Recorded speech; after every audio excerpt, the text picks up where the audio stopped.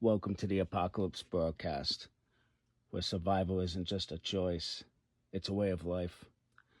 I'm your host, a mad outdoorsman, and tonight we're diving into the murky waters of global terrorism, government complacency, and what it all means to you, the modern prepper. Now, I know what you're thinking. Another podcast about doom and gloom. No, not quite. This isn't just about the threats out there.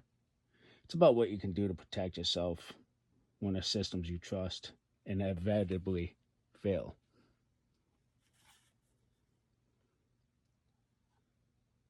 So top off that coffee or whatever keeps you sharp. Let's get into it. Because if you're not prepared for what's coming, you're already a step behind. So picture this. You're at a 4th of July parade with your family. Kids are waving flags. The air smells like barbecue, and everyone is in high spirits. Then out of nowhere, chaos erupts. Explosions, gunfire. The crowd scatters, but there's nowhere to run.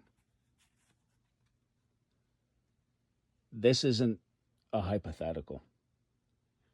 It's a reality we're inching closer to every day. The terrorist threat we face in 2025 isn't the scattered, isolated groups of the past. It's a unified enemy, one that's evolved while we've been busy arguing about nonsense. They call themselves the Islamic Army. Think of them as a hydra, multiple heads, all working together, ready to strike at any moment. Groups like Al Qaeda, ISIS, and others have joined forces under this banner. They've cast aside their rivalries to focus on a single goal, and that goal is destruction. Now, let me ask you something. If your enemy is working together, shouldn't your government be doing the same? Shouldn't they be taking this seriously? Instead, they're stuck in an old mindset, treating these groups like they're isolated threats. And that mistake could cost lives, yours, mine, and everyone else's. So here's where things get personal, folks. I spent my life out in the wild, hunting, camping, bushcrafting, learning how to live off the land. I've learned one thing. If you ignore a threat, it'll eventually bite you in the ass. And right now, the US government is ignoring some of the biggest threats we've ever faced. Take the Muslim Brotherhood, for example. This group isn't just a political nuisance, it's a global network pushing for an Islamic caliphate. They're using charities and lobbying efforts as a cover to spread their influence. What has our government done? Nothing. They've let them operate freely, right under our noses. Then there's Qatar and Turkey, two countries, so-called allies of ours. They're funding and arming terrorist groups in places like Syria, Libya, and Afghanistan. They're playing both sides. In Washington, they're letting it happen. Why? Because it's easier to look the other way than to confront the truth. Let's not forget Iran, folks. They've been designated a state sponsor of terrorism for years. But our government's policies are as weak as wet paper. The Islamic Revolutionary Guard Corps isn't just a problem overseas. They're expanding their operations, building networks that could strike us here at home. The bottom line, the government isn't doing enough. And if you're counting on them to protect you, you're putting your faith in the wrong hands. All right, let's talk about what this means for you. Because if you're listening to this podcast, you're not the type to sit back and hope for the best. You're the type to take action. So here's a scenario for you. Multiple cities are hit simultaneously. Power grids fail. Supply chains collapse. Panic spreads like wildfire. Do you have a plan?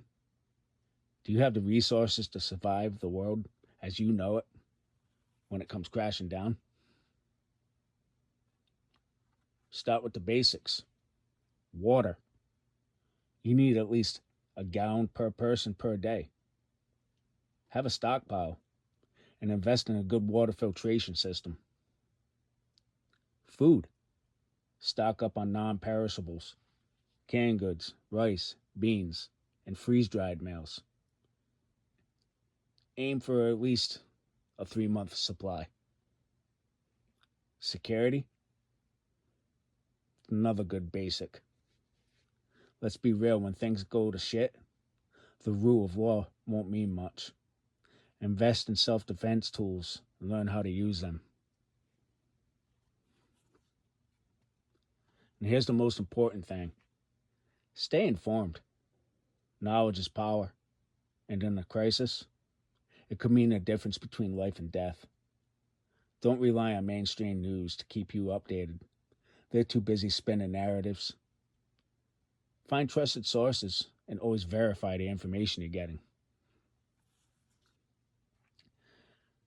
Now, I know this all sounds heavy, but let's lighten the mood for a second. You ever watch those apocalypse movies where the hero is the only one prepared? You know what I'm talking about. They've got the underground bunker, the stockpile of supplies, the whole 9 yards, right? And everyone else, they're running around like headless chickens.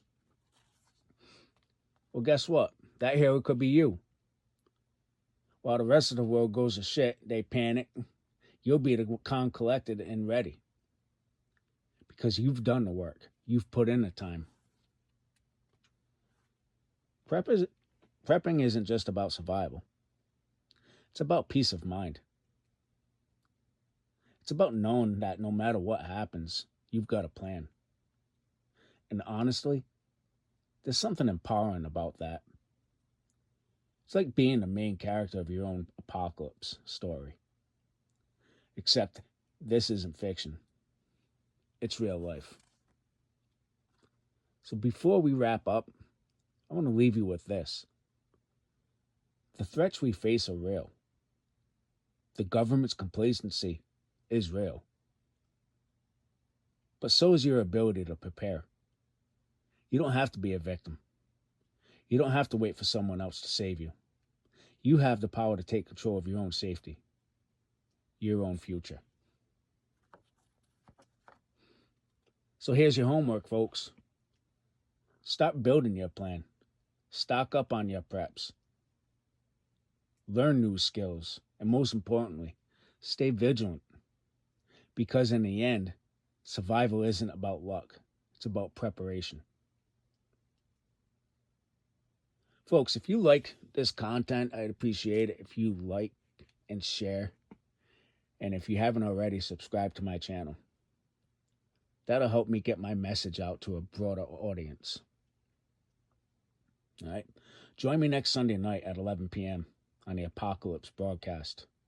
Until then, stay safe and stay sharp. Matt Outdoorsman, signing off.